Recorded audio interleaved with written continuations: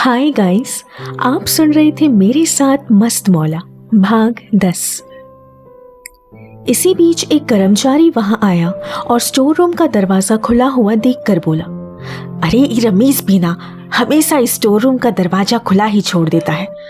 अब हम को ताला लगानी पड़ी, ना ही तो वो प्रिंसिपल सर फिर से हमें चिल्लाएंगे या शायद इस बार हम को नौकरी से ही निकाल दिए तो। नहीं, हम ही रिस्क नहीं ले सकते। ये दूसरा कर्मचारी था रमेश, जिसे पता नहीं था कि मिष्टी यहाँ पेपर्स लेने आई थी, इसीलिए वो गलती से ताला लगाकर वहां से चला गया। मिष्टी ने जैसे ही अक्षय को अपने सामने देखा वो बोली, छोड़ो मुझे, जस्ट लीव मी। तो अक्षय ने कहा, ओके एज यू विश। कहकर अक्षय ने उसे छोड़ दिया तो मिष्टी धड़ाम से नीचे जा गिरी। आउच! तुम पागल हो क्या? मिष्टी कमर पर हाथ लगाते हुए बोली तो अक्षय बोला, कमाल है, तुमने ही तो कहा छोड़ दो, तो मैंने छोड़ दिया। मैंने तुम्हें छोड़ने कहा था, गिराने को नहीं। एनीवे, मुझे तुम्हारे मुंह ही नहीं लगना, बदतमीज। मिष्टी ने कहा और वो उठकर वहां से जाने लगी, मगर उसने जैसे ही उस कमरे का दरवाजा खोलना चाहा तो दरवाजा खुल नहीं रहा था। ये दरवाजा क्यों नहीं खुल रहा? मिष्टी दरवाजे को खोलने की नाकाम कोशिश करते हुए बोली, वो क्या कहते हैं, हाँ, एक नारी सब पे भारी, मगर यहां तो इस नारी से एक स्टोर रूम का दरवाजा तक नहीं खुल रहा। अक्षय ने कहा तो मिष्टी उसे खा जाने वाली नजरों से घूरने लगी। अब घूर क्या रही हो, हटो सामने से, मैं देखता हूं। अक्षय ने कहा तो मिष्टी उसके सामने से हट गई। इसके बाद अक्षय ने बहुत कोशिश की, लेकिन आखिर में दरवाजा उससे भी ना खुला। क्या हुआ मिस्टर, खुल गया दरवाजा? मिष्टी ताना मारते हुए बोली तो अक्षय बोला, ओ मिस करेली, ये दरवाजा बाहर से लॉक है, इसीलिए नहीं खुल रहा। शायद किसी ने गलती से लॉक कर दिया है। व्हाट? दरवाजा लॉक हो गया है? तो अब क्या करें? मिष्टी ने चिंतित स्वर में पूछा। मैडम, तुम्हारे पास फोन तो होगा ना, तो अपनी फ्रेंड को कॉल करो और उसे बुलाओ, क्योंकि मेरे फोन की बैटरी डेड है। अक्षय ने कहा तो मिष्टी ने अपने बैग से फोन निकाला और जैसे ही नीलम को कॉल करने लगी तो वो झुंझलाकर बोली, व्हाट द हेल, यहां तो नेटवर्क ही नहीं है। वाह, हम तुम एक कमरे में बंद हो और चाबी कहीं खो जाए। अक्षय गाना गाते हुए एक कुर्सी पर जाकर बैठ गया। हम यहां फंसे हुए हैं और तुम इस वक्त ये वाहियात सा गाना गा रहे हो? यू नो वॉट, तुम तो रहने ही दो, मुझे ही कुछ सोचना पड़ेगा यहां से बाहर निकलने के लिए। कहकर मिष्टी दरवाजे की ओर गई और जोर जोर से दरवाजा पीटते हुए कहने लगी, हेलो, कोई है बाहर? प्लीज हेल्प, हम यहां फंस गए हैं, प्लीज हेल्प, कोई है क्या यहां पर? अरे यार, चिल्ला क्यों रही हो?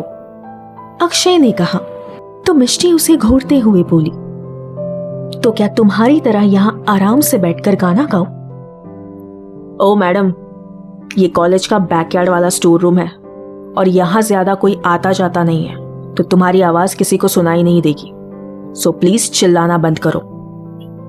अक्षय ने कहा तो मिष्टी बोली, तो क्या हम ऐसे हाथ पर हाथ धरे यहां बैठे रहेंगे?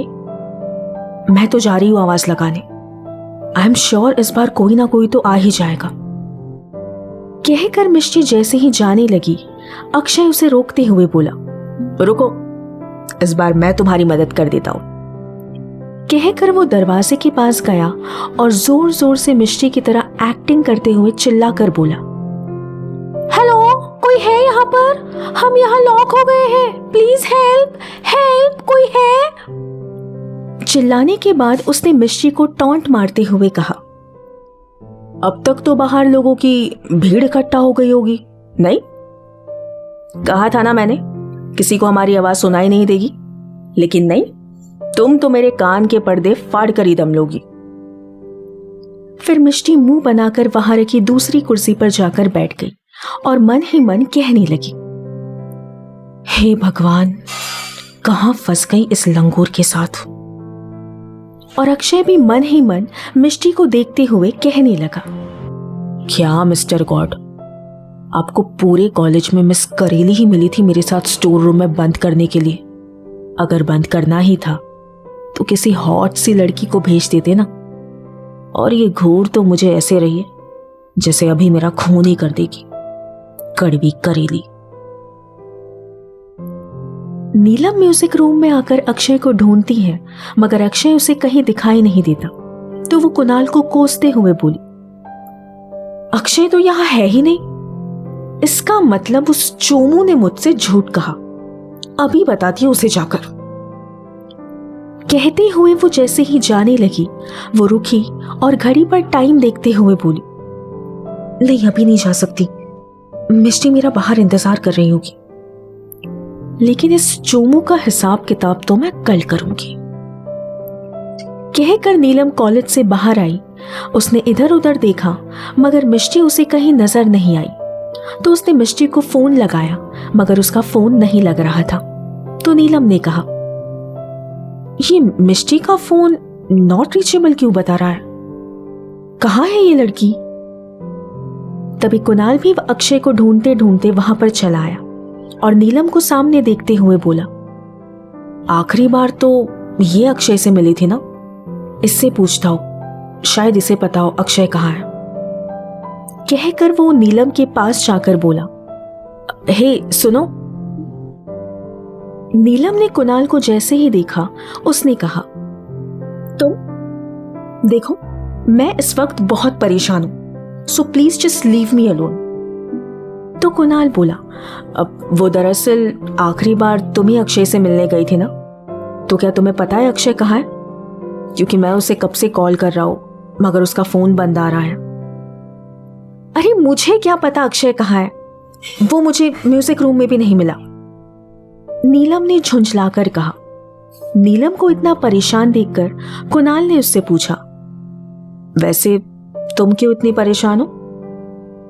क्योंकि मेरी फ्रेंड का फोन नहीं लग रहा है, पता नहीं कहां चली गई। नीलम चिंता करते हुए बोली।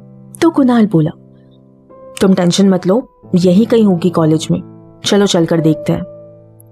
कहकर कुणाल और नीलम कॉलेज के अंदर चले गए और फिर वो दोनों अक्षय और मिष्टी को ढूंढने लगे।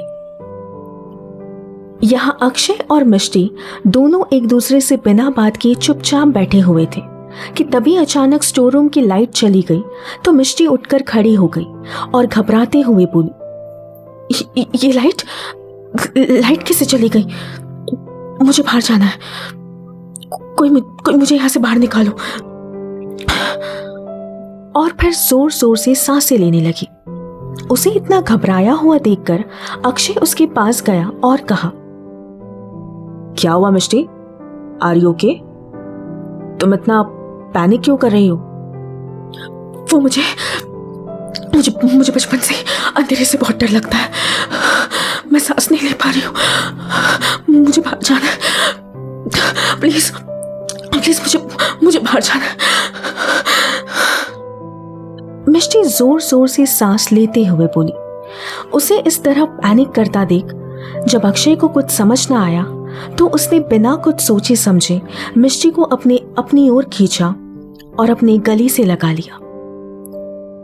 उसके बालों पर अपना हाथ फेरकर उसे शांत करते हुए बोला, श्श, मिष्टी रिलैक्स, काम डाउन, मैं हूं ना तुम्हारे साथ, घबराओ मत। फिर मिष्टी ने अपनी दोनों आंखें बंद कर ली तो उसे अक्षय के दिल की धड़कनें साफ साफ सुनाई दे रहे थे और फिर उसकी सांसें धीरे धीरे धीमी होने लगी। दोनों कुछ देर तक यूं ही खामोशी से एक दूसरे के गले से लगकर खड़े ही थे कि लाइट वापस आ गई। मिष्टी ने जैसे ही अपनी आंखें खोली और उसने देखा अक्षय ने उसे हग किए हुए पकड़ रखा है, तो उसने झट से अक्षय को अपने से दूर धकेलते हुए कहा, तुम्हारी हिम्मत कैसे हुई मुझे छूने की? मुझे नहीं पता था कि तुम इतना गिर जाओगे कि तुम मेरे घबराहटपन का फायदा उठाओगे और अंधेरे में तुम मेरा एडवांटेज लेने की कोशिश कर रहे थे। छी, कितने घटिया इंसान हो तुम। ओह, अब मुझे सब कुछ साफ साफ समझ आ रहा है। ये दरवाजा भी जानबूझकर तुमने ही किसी से लॉक करवाया होगा ताकि तुम अकेले में मेरा फायदा उठा सको। आज तक ऐसे कितनी लड़कियों का फायदा उठाया तुमने, बोलो? कभी लाइब्रेरी में किसी लड़की को किस करते हो और पता नहीं न जाने क्या क्या किया होगा तुमने, क्योंकि तुम जैसे लड़के लड़कियों का फायदा उठाना बखूबी जानते हो। Shut up, just shut up. Akshay अपना सबर का बांध तोड़ते हुए बोला। फिर उसने मिष्टी की बाह पकड़कर उसकी पीठ दीवार से टेका दी और कहा, मैं कुछ बोल नहीं रहा हूं। इसका मतलब ये नहीं कि तुम कुछ भी बकवास करती रहोगी और मैं यहां चुपचाप खड़े होकर तुम्हारी ये बकवास सुनूंगा। तुम्हें क्या लगता है मैं यहां तुम्हारा फायदा उठा रहा था? अरे अगर तुम इस दुनिया की आखिरी लड़की भी बची ना, तब भी मुझे तुम में कोई इंटरेस्ट नहीं है। फिर अक्षय अपना दांत पिसते हुए बोला, और ये 3 गलतफहमियां तुम अपने दिमाग से निकाल लो। फिर वो अपनी उंगलियों से गिनती का इशारा करते हुए बोला, पहला, मैं यहां अपने गिटार का स्ट्रिंग्स लेने आया था और मुझे नहीं पता ये दरवाजा किसने लॉक किया, मगर मैंने ये दरवाजा लॉक नहीं करवाया है। दूसरा, मैंने तुम्हें हग इसलिए नहीं किया कि मुझे तुम्हें छूना था या तुम्हारा फायदा उठाना था, बल्कि मैंने इसीलिए हग किया क्योंकि तुम बहुत ज्यादा पैनिक कर रही थी। तो मुझे उस वक्त यही तरीका सही लगा तुम्हें शांत कराने का। अब तीसरी और आखिरी बात, हाँ, उस दिन लाइब्रेरी में मैंने एक लड़की को किस किया, मगर उसकी मर्जी से, बिना किसी लड़की के मर्जी के। मैं उन्हें छूना तो दूर की बात, उनसे फ्लर्ट तक नहीं करता। समझी तुम? इतना कहकर अक्षय ने अपने शब्दों को विराम दिया और मिष्टी को गुस्से से घूरने लगा। कुणाल और नीलम ने कॉलेज का कोना कोना छान मारा, मगर दोनों को मिष्टी और अक्षय कहीं नहीं मिले। ढूंढते हुए अब शाम होने को आई थी और बाहर हल्का हल्का सा अंधेरा भी होने लगा। नीलम के माथे पर अब चिंता की लकीरें दौड़ पड़ी, तो वो बोली, पता नहीं मिष्टी कहाँ है, किस हाल में होगी, कहीं वो किसी मुसीबत में ना हो। तभी उसका फोन बजा। उसने स्क्रीन पर देखा मीनाक्षी जी का कॉल आ रहा है, तो नीलम कुणाल की ओर देखकर बोली, मिष्टी की मॉम का कॉल है। तो कुणाल बोला, तुम कॉल रिसीव करो और कुछ बहाना बना दो, तब तक मैं एक बार म्यूजिक रूम में काका से जाकर पूछ कर आता हूं, शायद उन्हें कुछ पता हो। कहकर कुणाल तेज कदमों से वहां से चला गया। नीलम ने फोन उठाया और कहा, हेलो आंटी, वो दरअसल क्लास में एक लड़की का बर्थडे था, तो हम उसी के बर्थडे सेलिब्रेशन पार्टी में आए हैं। तो आप चिंता मत कीजिए, हम जल्दी लौट आएंगे। तो मीनाक्षी जी बोली, लेकिन मिष्टी का फोन क्यों नहीं लग रहा बेटा? आंटी, वो मिष्टी के फोन की बैटरी डेड हो गई है, इसीलिए उसका फोन नहीं लग रहा। फिर मीनाक्षी जी बोली, ठीक है, मगर दोनों जल्दी घर आ जाना। Okay aunty. कहकर नीलम ने फोन काट दिया। कुणाल भागता हुआ आया और हाफते हुए बोला, काका ने कहा है कि अक्षय गिटार की स्ट्रिंग्स लेने के लिए कॉलेज के बैकयार्ड वाले स्टोर रूम में गया था। स्टोर रूम का नाम सुनते ही नीलम बोली, शिट, मैं कैसे भूल गई, मिष्टी भी तो स्टोर रूम ही गई थी एग्जाम पेपर्स लेने। मैं वहां गया था अक्षय को ढूंढने, लेकिन दरवाजे पर ताला देखकर मैंने नजरअंदाज कर दिया। शायद किसी कर्मचारी ने गलती से स्टोर रूम का दरवाजा लॉक कर दिया हो, और क्या पता वो दोनों वहां फंस गए हो, इसीलिए मैं काका से दूसरी चाबी लेकर आया हूं। अब चलो जल्दी, कुणाल ने कहा और फिर दोनों स्टोर रूम की तरफ चले गए। जैसे ही स्टोर रूम का दरवाजा खुला, अक्षय ने मिष्टी की बाह छोड़ दी और अपना गिटार उठाकर दनदनाते हुए वहां से बाहर चला गया, तो कुणाल भी उसके पीछे चला गया। नीलम ने जैसे ही मिष्टी को देखा वो दौड़कर अंदर आई। उसने मिष्टी को गले लगा लिया और कहा, थैंक गॉड मिष्टी तू ठीक है, मेरी तो जान ही निकल गई थी।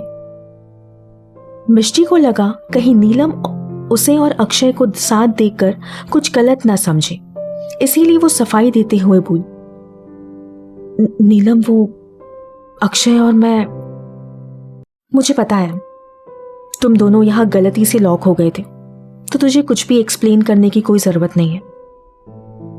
फिर मिष्टी को मीनाक्षी जी का ख्याल आया तो वो बोली, लेकिन मॉम को क्या जवाब देंगे हम घर जाकर? तो नीलम बोली, डोंट वरी, मैंने उन्हें कह दिया था कि हम फ्रेंड के बर्थडे पार्टी में आए हैं, तो आने में थोड़ी देर हो जाएगी, अब चले घर? तो मिष्टी ने कहा और फिर दोनों घर के लिए निकल गई। कुणाल ने अक्षय को रोकना चाहा तो अक्षय गुस्से में बोला, प्लीज कुणाल, अभी नहीं, अभी मेरा किसी से बात करने का मूड नहीं है, मैं तुझसे कल बात करता हूं। इतना कहकर अक्षय अपने बाइक पर सवार होकर वहां से चला गया। हम बहुत जल्द मिलेंगे कहानी के अगले भाग में। सुनते रहिए अपने आरजे सेट के साथ मस्त मौला। Bye bye.